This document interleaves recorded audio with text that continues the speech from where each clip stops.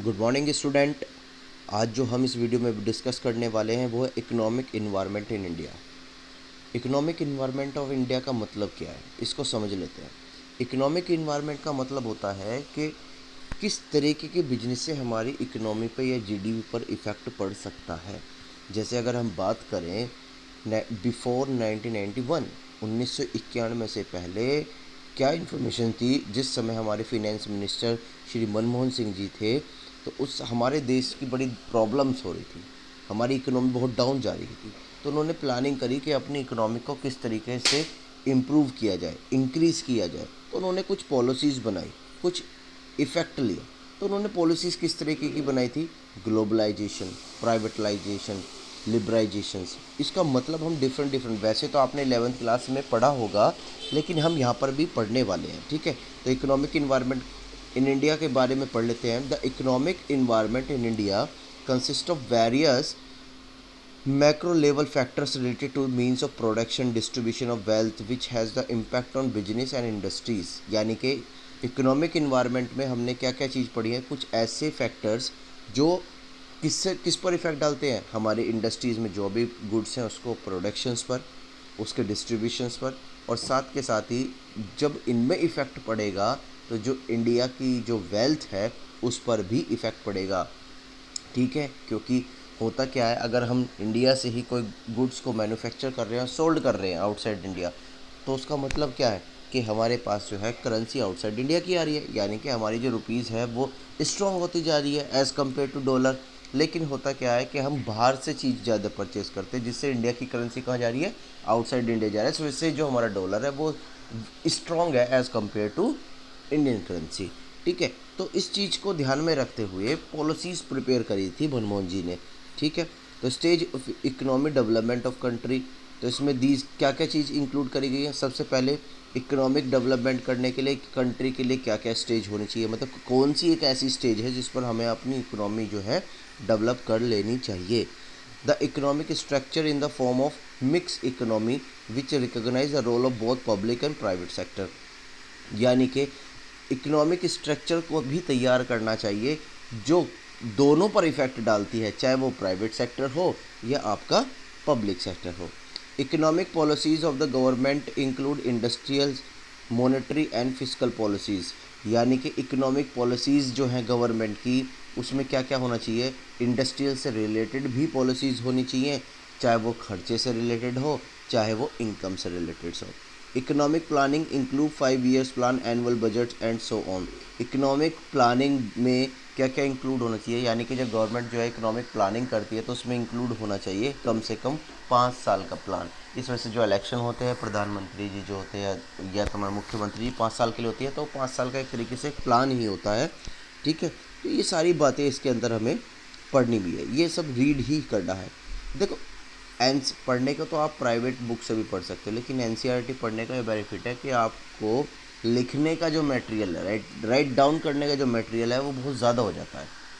But sir MCQ आ रहे हैं first term में, तो बेटा जो फर्स्ट टर्म में आपके एमसीक्यू आ रहे हैं तो उसकी तो आपको प्रैक्टिस करनी पड़ेगी, क्योंकि आप इसमें से स्टडी कर लोगे, अच्छी बात है, लेकिन बिना एमसीक्यू की प्रैक्टिस करे आप उनको परफॉर्म या उसको अटैम्प्ट नहीं कर पाओगे, ठीक है। थ्योरेटिकल लिखना एक अलग बात है, लेकिन जो एमसीक्यू बेस्ड क्वेश्चन है उसको लिखना एक डिफरेंट टास्क है। एनीवे ये सब इसको रिलीज़ करना है अब, यानी कि सबको आपको रीड करना है। फिर इसमें और भी मैं बातें बता देता हूँ इसके बारे में यहाँ पर। फिर यहाँ पे लिखा हुआ the economic environment of business in India has been steadily changes mainly due to the government policies. जो इकोनॉमिक इन्वायरमेंट होता है भारत का वो चेंज होता रहता है। क्यों? क्योंकि गवर्नमेंट जो है पॉलिसीज़ बदलती रहती है।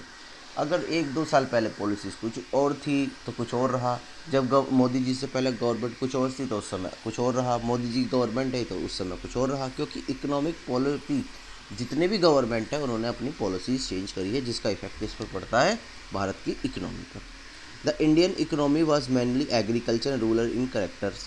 About 70% of working population was employed in agriculture.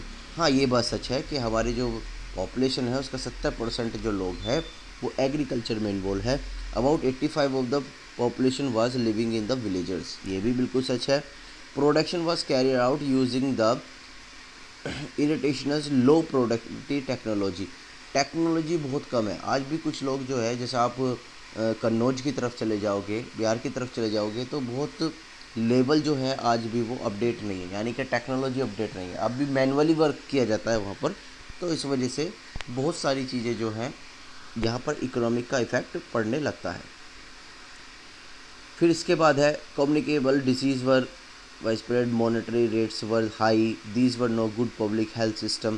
सीधी सी बात है, पब्लिक का गुड सिस्टम आप भी देख सकते हो कि बहुत सारी प्रॉब्लम हुई, क्योंकि हमें ये तो पता था कि बीमारी आ जाएगी, लेकिन हम उसके लिए तैयार नहीं थे, लेकिन कोशिश काफ़ी करी। फिर आप देख सकते हो कि किस तरीके से बुरा हुआ था कंट्री के अंदर। In order to solve economic problem of our country, the government took several steps including control by state certain industries, central plannings, reduce importance of private sectors, the main objective of India development plan। इसमें क्या कहा गया कि economic problems को resolve यानी कि solve करने के लिए गवर्नमेंट बहुत सारे स्टेप्स लेती है, जिसमें सबसे पहला स्टेप आपको आता है कि कुछ पॉलिसीज़ यानी कि कुछ कानून बनाए जाते हैं, किसके लिए, इंडस्ट्रीज़ के लिए। कुछ प्लानिंग करी जाती है जिससे कि क्या काम कर सके हम, प्राइवेट सेक्टर्स की इम्पोर्टेंस को रिड्यूस किया जा सके। आप भी देख सकते हो ये भी गवर्नमेंट पॉलिसीज़ है कि जितने भी अब प्राइवेट सेक्टर थे वो सारे क्या हो गए, प्राइवेटाइजेशन। उसका एक रीज़न है, गवर्नमेंट सेक्टर्स में पहले एम्प्लॉयज़ की इंटेंशन क्या होती है, बस सरकारी नौकरी लग जाए, वर्क नहीं करना। समझ पा रहे हो। आप भी देख सकते हो कि सबसे पहले जो हमारी जो टेलीफोन कम्युनिकेशंस कंपनी जो थी वो BSNL थी। समझो, अगर BSNL को हम सही तरीके से रन करते, अच्छी प्रॉपर तरीके से करते, तो आज वो 5G में भी कन्वर्ट हो सकती थी, क्योंकि सबसे पुरानी थी वो। लेकिन उसका बेचारी का नामो निशान नहीं है। अगर मैं आपसे ही कहूँ कि आपको ऑफ़र दूँ कि भाई BSNL का सिम लोगे क्या 100 रुपीज़ में, आप मना कर दोगे, कहोगे सर हम तो अपना आइडिया को पोर्ट करवा देंगे, उसकी स्पीड भी अच्छी है, सारे काम अच्छे हैं। क्यों, तो ये वर्क नहीं होते हैं। तो इस वजह से अब गवर्नमेंट ने एक पॉलिसी बनाई है कि जितने भी गवर्नमेंट्स डिपार्टमेंट्स हैं, जैसे रेलवे भी हुआ, उसको भी प्राइवेट में हम कन्वर्ट कर देंगे। क्यों, क्योंकि मेन पर्पस जो है वो क्या है, इकोनॉमी को डेवलप करना है। और इकोनॉमी किस तरीके से डेवलप हो सकती है, जितने भी डिपार्टमेंट है, जितने भी सेक्टर्स में प्रॉपर तरीके से काम हो, प्रॉपर तरीके से फंड का जो रोटेशंस चलता रहे, ठीक है, तो तभी आपकी इकोनॉमी जो है डेवलप हो सकती है। और जब प्राइवेटाइजेशन हो जाएगा तो फैसिलिटीज़ भी अच्छी मिलेगी एज़ कम्पेयर टू गवर्नमेंट, और जब फैसिलिटीज़ भी मिलेगी तो लोग बाग पैसे भी देंगे, और जब पैसे देंगे तो इनकम भी गवर्नमेंट की ज़्यादा होगी, जिससे कि इकोनॉमिक पर काफ़ी इफेक्ट पड़ने वाला है। ठीक है, फिर यहाँ देखते हैं the main objective of India development plan work. The main objective क्या है यहाँ पर, initiate rapid economic growth to raise the standard of living, reduce unemployment poverty. कहने का मतलब यही है कि गवर्नमेंट इस पर भी प्लानिंग कर रही है कि जितनी भी हमारे बेरोजगारी है भारत के अंदर, वो कम से कम हो जाए। ठीक है, इस वजह से आप भी देख सकते हो कि उत्तर प्रदेश में लॉकडाउन के बाद एक एजुकेशन मेला स्टार्ट हुआ मुजफ्फरनगर में, जिसके टैलेंट के अकॉर्डिंग उसको जॉब मिली। ठीक है, तो यहाँ पर ये बातें इन्होंने बहुत, जिससे कि स्टैंडर्ड, एक लिविंग स्टैंडर्ड बन जाए। लिविंग स्टैंडर्ड बनाने से ये बेनिफिट होता है कि जो उसकी सोसाइटी होती है एम्प्लॉयज़ की, अगर उसका लिविंग स्टैंडर्ड सही हो जाता है तो उसकी हेल्थ सिस्टम भी काफ़ी इम्प्रूव हो जाती है।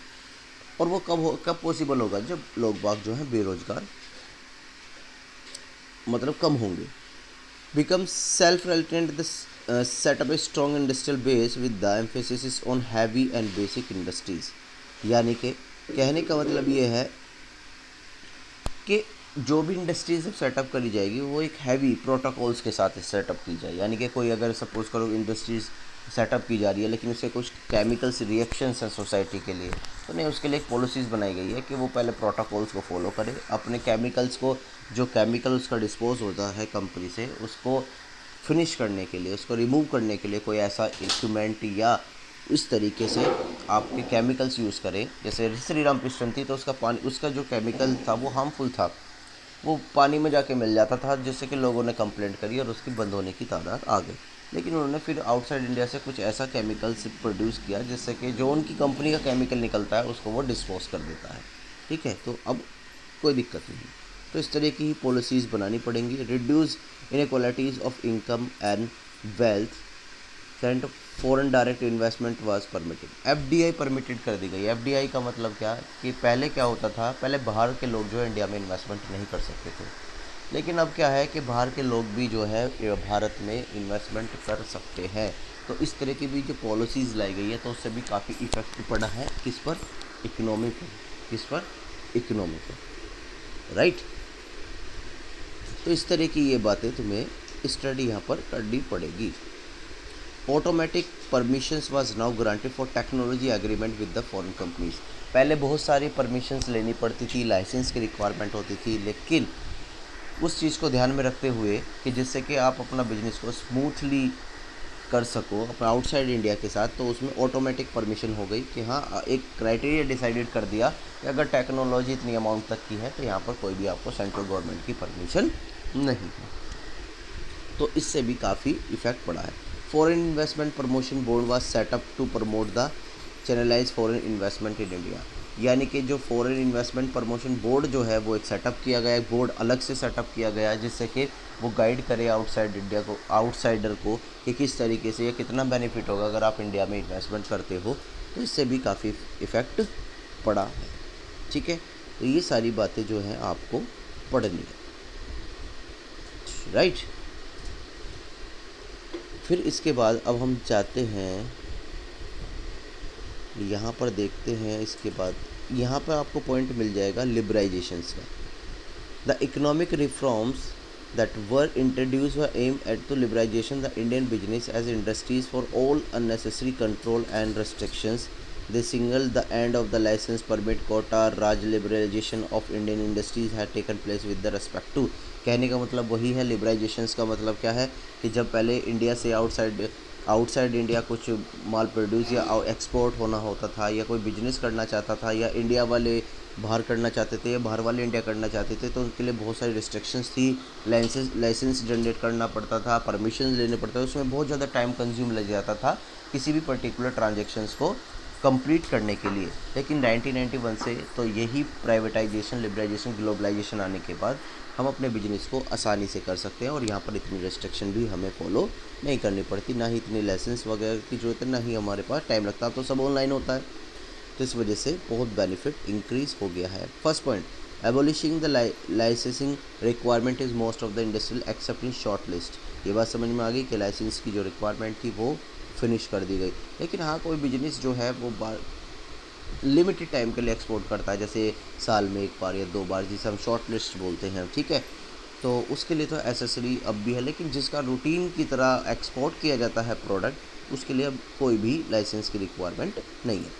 Freedom deciding the scale of business activities, that is no restriction on expansion, construction of building business activities. यानी कि अगर कोई बिजनेस अपना बढ़ाना चाहता है तो उसके लिए भी परमिशंस लेने की अब ज़रूरत नहीं है। ये बेनिफिट हमें देखने के लिए मिल रहे हैं किसके, लिबराइजेशन के। Removal of restriction on the movement of the goods and services, वही वाली बातें हैं। Freedom in fixing the prices of goods services, जैसी आपकी गुड्स होगी, जैसी आपकी क्वालिटी होगी, जैसी आपकी डिमांड होगी, उसके अकॉर्डिंग आप अपने प्राइस डिसाइड कर सकते हो और मार्केट में उसे सेल भी कर सकते हो। ये बात समझ में आ रही होगी, ठीक है। चलो बट ये जो लेफ्ट साइड में आप देख रहे हो, ये government of India announce the new industrial policy 1991 board features. तो ये भी इसमें आपको रीड करना है। The government reduce the number of industry under the compulsory licence to 6। यानी कि इन्होंने कहा कि गवर्नमेंट ने जो है इंडस्ट्रीज़ को रिड्यूस कर दिया गया और कह दिया गया कि कंपल्सरी लाइसेंस टू 6, यानी कुछ इंडस्ट्रीज़ ऐसी हैं, क्राइटेरिया से बना देगी जिनको लाइसेंस की रिक्वायरमेंट मैंडेटरी यानी कि कंपल्सरी है, बिना लाइसेंस के वो काम नहीं कर सकते, ठीक है। तो ये आपको स्टडी करनी है, इतना इंपॉर्टेंट नहीं है जितना मैंने आपको पढ़ाई लिबराइजेशन के अंदर, ये आपको ज़्यादा इंपॉर्टेंट है, ठीक है। तो आप यहाँ पर देख सकते हो मेजर एलिमेंट जो है crisis situations wage the lead of government of the announce economic reforms. A serious physical crisis in बहुत, हम फाइनेंशियल प्रॉब्लम में तो थे ही उस समय। With the physical deficit reach the level of 6.6% of GDP in 1990, यानी कि जो आपकी जीडीपी है, ग्रॉस डोमेस्टिक प्रोडक्ट जो है वो 6.6 था उस समय पर। ये बेटे एक तरीके से हिस्ट्री है, तो ये आपको रीड करनी है, ये याद नहीं करनी है, और ये मत समझना कि इससे ही आपका पेपर में एमसीक्यू आएंगे, नहीं, ऐसा कुछ नहीं है, ओनली फॉर स्टडी के लिए है ये। फिर आता है आपका privatisation. The new setup of economic reform aim as giving the greater role to the private sector in the nation building process and reduce role the public sectors. इन्होंने क्या काम किया, न्यू सेटअप किया economic reforms aim to giving the greater role to private sector, यानी कि अब वही वाली बातें हो रही है। प्राइवेटाइजेशंस का मतलब क्या है, सबसे पहले रेलवे प्राइवेटाइजेशंस हुआ, समझ पा रहे हो। पहले पेट्रोल इंडियन कंपनीज़ का हुआ करता था, गवर्नमेंट का हुआ करता था, लेकिन अब क्या हो गया, रिलायंस भी आपको देखने के लिए मिल जाएगा। कि तो जब किसी प्राइवेट लोगों का इन्वॉल्वमेंट हो जाता है किसी गवर्नमेंट इंडस्ट्री डिपार्टमेंट में, तो उसको हम प्राइवेटाइजेशंस बोलते हैं।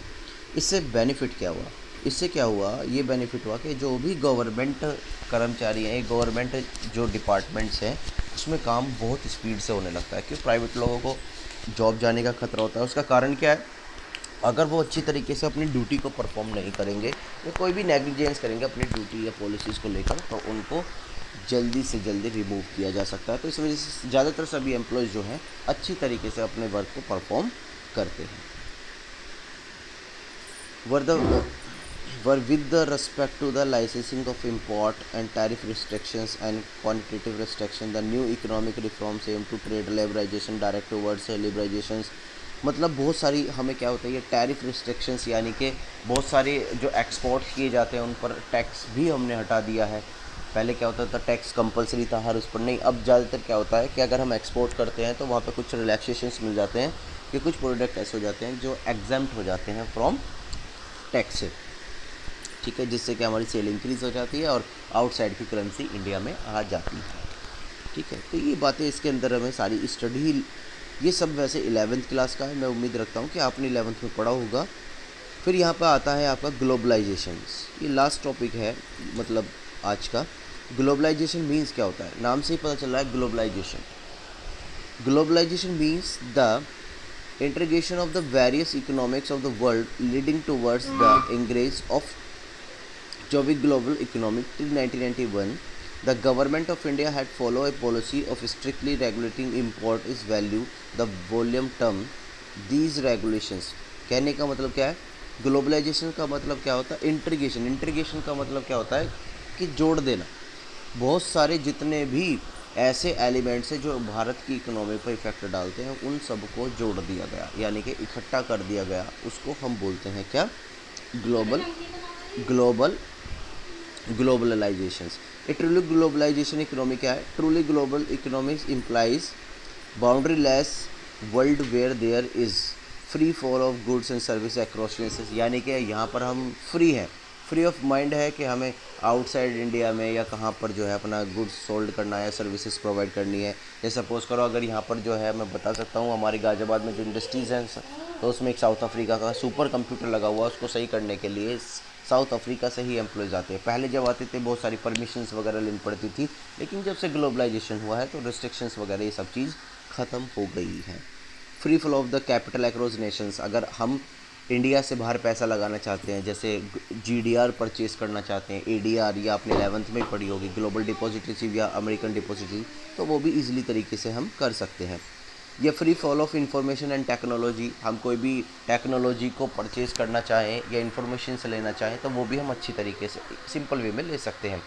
Free movement of people across borders, यानी कि आप आप फ्री में, यानी कि फ्री का मतलब बिना टिकट के नहीं, कहने का मतलब है फ्रीली विदाउट एनी रिस्ट्रिक्शंस भी हम जा सकते हैं इन स्टेटेड, यानी कि कुछ कंट्री को छोड़कर जहाँ पर लीगल परमिशंस हैं अभी हमारे लिए, लेकिन अपना एक फॉर्मेलिटीज़ होती है वीज़ा वगैरह का, ऐसा नहीं कि ऐसी चल दो बिना वीज़ा वगैरह के, नहीं, ये तो जो फॉर्मेलिटीज़ है वो तो करनी ही पड़ेगी, ठीक है। तो ये छोटी छोटी सी बातें थी, ये सारी चीज़ें जो हैं ब्रैकेट्स में जो दी गई ओनली फॉर पढ़ने के लिए है, ठीक है, स्टडी करने के लिए। तो आज की क्लास में हम इतना ही करते हैं, नेक्स्ट क्लास में हम डिमोनेटाइजेशंस को स्टडी करेंगे। Thank you and bye bye and shares and like and subscribe my channel.